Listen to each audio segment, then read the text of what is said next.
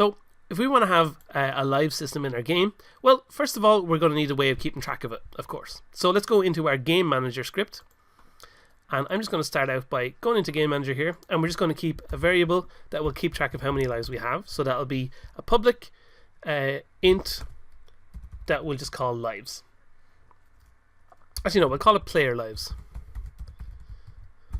So that's how many lives we currently have.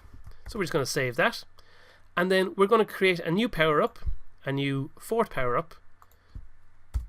So we're going to say public bool is extra life. And then down here, we're going to add a new check to say if is extra life. All this power-up is going to do is basically we're going to again find the game manager. So we're going to say find object of type game manager, and on the game manager we want to say okay, whatever our current lives are, add one onto it. So on the game manager we want to access the player lives and say plus equals 1. So we're just adding 1 onto the player lives, and then we'll destroy our extra life game object. So just destroy game object. So then we're destroying the pickup, and we'll save this and we'll pop back into the game here. So let's go ahead and create ourselves an extra life looking pickup. And what we're going to use for that is back in our art file here. Well, first of all, I'm going to stop this double shot power up, or not stop it, but break it from being a prefab like that. And we're going to rename it to be an extra life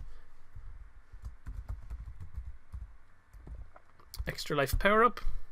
And then in our art folder, we're going to drop out our sprite sheet, and we're going to grab this tiny little version of our ship, and I'm going to drag that into our sprite slot like this, and that's what we're going to use for our extra lives pickup. So just to demonstrate that this is actually working, we're going to go to our game manager where we can see how many lives our player currently have. We'll start our player off with 3 lives like this. Then we're going to hit play,